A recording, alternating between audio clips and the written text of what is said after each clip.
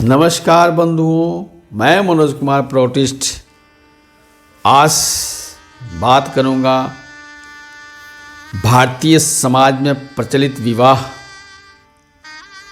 और आनंद मार्ग का विवाह में क्या फ़र्क है। आनंद मार्ग के विवाह को आदर्श विवाह या रेवोल्यूशनरी मैरिज क्यों कहा जाता है, विप्लवी विवाह क्यों कहा जाता है। बंधुओं, मेरा रिक्वेस्ट है कि इस वीडियो का आप लास्ट तक ज़रूर देखेंगे, तभी समझ में आएगा। अच्छा लगेगा तो लाइक करें, कमेंट करें, शेयर करें। और हाँ बंधुओं, अगर पहली बार वीडियो देख रहे हैं तो सब्सक्राइब कर दें, आइकन बेल को दबा दें। बंधुओं, पहले मैं यह कहना चाहता हूँ कि जो विवाह है उसका मतलब होता है विशेष नियम से चलाना। जब स्त्री पुरुष मतलब लड़के लड़कियां एक दूसरे के साथ समझौता करके विशेष नियम से अपनी गाड़ी को चलाते हैं, अपने जीवन को चलाना के शपथ लेते हैं, तो ये विवाह कहलाता है। भारतीय समाज में 8 तरह के विवाह पद्धतियां हैं। पहला है आर्ष विवाह। आर्ष विवाह में कन्या को धन दौलत दे करके उसके माता पिता पुरुष के घर विदा करते थे, मगर ये था स्वैच्छिक। यही जो कन्या को जो स्वैच्छिक दान दहेज देने की जो प्रथा थी, यही प्रथा अभी तिलक दहेज की प्रथा के रूप में परिणत हो गया है और यह बहुत ही विभत्स रूप धारण कर लिया है, जिसके बारे में सब कोई जानते हैं। आज तिलक दहेज के चलते कितनी लड़कियां की शादी नहीं हो पा रही है समय पे, कितनी लड़कियां कुंवारी रह जा रही हैं। अगर किसी तरह शादी हो रही तो तिलक दहेज के चलते उनकी हत्या हो रही है या तो आत्महत्या करने के लिए मजबूर किए जा रहे हैं। दूसरा है ब्रह्म विवाह। ब्रह्म विवाह में अग्नि को साक्षी मान करके लड़के लड़कियां एक दूसरे के साथ आजीवन निभाने का, बिताने का शपथ लेते थे। यह है, इसको कहा गया ब्रह्म विवाह। तीसरा है गंधर्व विवाह। गंधर्व विवाह जिसको आजकल प्रेम विवाह कहते हैं, जिसको लव मैरिज कहते हैं, यह है गंधर्व विवाह। तो प्राचीन भारतीय संस्कृति में अगर लड़के लड़कियां एक दूसरे से मोहब्बत करते थे, प्रेम करने लगते थे, तो समाज उन्हें एक दूसरे के साथ विवाह कर दिया करते थे। यह प्रेम विवाह था। मगर आज यह प्रेम विवाह पाशविक रूप धारण कर लिया है। ये जग जाहिर है। लिविंग रिलेशनशिप मतलब यह भौतिक सुख पर आधारित है, फिजिकल रिलेशनशिप है। इसमें भावनात्मक संबंध नहीं है, आत्मिक संबंध नहीं है। इसलिए ये जो अक्सर देखा जाता है कि जो लव मैरिज होता है वो भविष्य में उसमें खटास पैदा हो जाता है और तलाक भी अक्सर होता है। तो यह है। और नेक्स्ट है, चौथा है देव विवाह। देव विवाह में मंदिर के पुजारी लोग कन्याओं से विवाह कर लेते थे, इसको देव विवाह कहा गया है। पांचवा है राक्षसी विवाह। राक्षसी विवाह में जिस तरह से पशुओं के मेला लगते हैं, उसी तरह से कन्याओं का मेला लगा करता था और पैसे दे करके उनको खरीद करके ला करके और उनके साथ विवाह किया जाता था। आप समझ सकते हैं कि उनका जीवन कैसा व्यतीत होता होगा। उनका जीवन एक नौकरानी, एक गुलाम से बेहतर और कुछ नहीं हो सकता है। पुरुष उसको बच्चा पैदा करने वाला मशीन की तरह इस्तेमाल करता था। बहुत ही दर्दनाक स्थिति थी स्त्रियों का। छठा है आसुरी विवाह। आसुरी विवाह में कन्याओं को बलपूर्वक अपहरण करके उसके साथ विवाह किया जाता था। यह भी, इस विवाह में भी स्त्रियों की स्थिति बड़ी नारकीय थी, नरक की तरह। उनको गुलाम की तरह जीवन व्यतीत किया जाता था, बच्चा पैदा करने का मशीन की तरह उसका इस्तेमाल किया जाता था। तो बहुत ही दर्दनाक था। और 7वां है पैशाची विवाह। पैशाची विवाह तो और ही दर्दनाक, और ही निंदनीय, बहुत ही घृणित है। इसमें जिस लड़का को लड़की पसंद आ जाती थी, अगर लड़की इनकार करती थी शादी करने के लिए, तो उसको नशा खिला करके या हिप्नोटाइज करके उसके साथ शारीरिक संबंध स्थापित कर लिया जाता था, और तब उसको विवाह करने के लिए मजबूर किया जाता था उस लड़की को। समझ सकते हैं कि कितना घृणित, कितना, इसलिए इसका नाम हुआ पैशाची विवाह। और 8वां है प्रजापत्य विवाह। प्रजापत्य विवाह राजतंत्र जब था उस समय प्रचलित था, अर्थात राजाओं को जो लड़की पसंद आ जाती थी उस लड़की को राजा से विवाह करना पड़ता था, राजा का उम्र कितना ही अधिक क्यों न हो। तो यहाँ पर भी लड़कियों के साथ अन्याय किया जाता था, उनके शोषण किया जाता था। तो एक किसी काल में ये सब विवाह पद्धतियाँ थी, मगर अभी जो भारतीय समाज में विवाह पद्धति है वह आर्ष विवाह, ब्रह्म विवाह और गंधर्व विवाह, ये 3 विवाह पद्धतियाँ चल रही हैं, जिसमें आर्ष विवाह में भी कन्याओं का जबरदस्त शोषण हो रहा है, उनके साथ अन्याय हो रहा है। और जो ब्रह्म विवाह है, अग्नि को साक्षी मान करके, यहाँ पर भी उनके साथ अन्याय, उनके साथ शोषण होता है, क्योंकि यहाँ पे जो स्त्रियां हैं उनको बराबर की दर्जा प्राप्त नहीं है।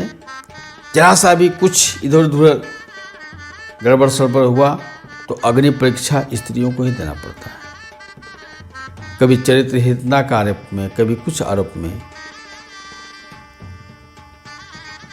तो यहाँ पर भी शोषण हो रहा है। और गंधर्व विवाह के बारे में तो मैं बता ही दिया। गंधर्व विवाह में भी जो है सो ज़्यादातर लड़कियों के साथ ही अन्याय होता है, स्त्रियों के साथ ही अन्याय होता है। अब ये तीनों तरह की जो विवाह पद्धतियाँ हिंदुओं में या भारतीय समाज में चल रही हैं, आज समाज इन तीनों तरह की विवाह पद्धतियाँ से ग्रस्त हो रहा है, तबाह है।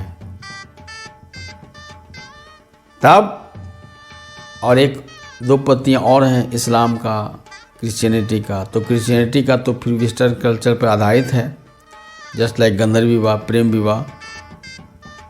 मुसलमानों में ये दिखाने के लिए जरूर है कि कबूल करवाया जाता है निकाह से पहले, मगर स्त्रियों के साथ क्या सलूक किया जाता है ये तो जग जाहिर है।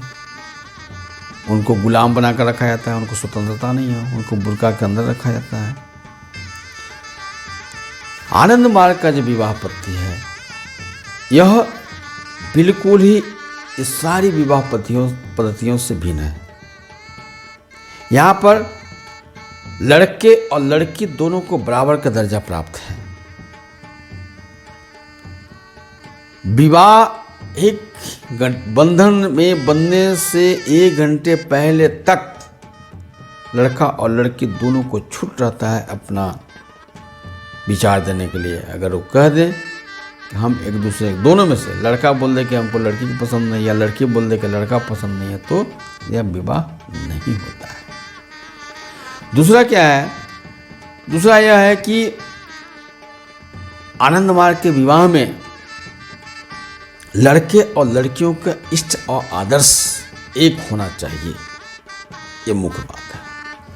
इष्ट और आदर्श एक होने से वैवाहिक विच्छेद अर्थात तलाक होने की संभावना नहीं के बराबर है। इष्ट और आदर्श एक तरह से ब्रह्म सूत्र है। और तीसरा क्या है कि अपने गुरु के नाम पर शपथ लेकर के एक दूसरे की भौतिक, मानसिक, आध्यात्मिक उन्नति का शपथ लेते हैं अपने मार्ग गुरुदेव के नाम पे। और नेक्स्ट पॉइंट ये है कि विवाह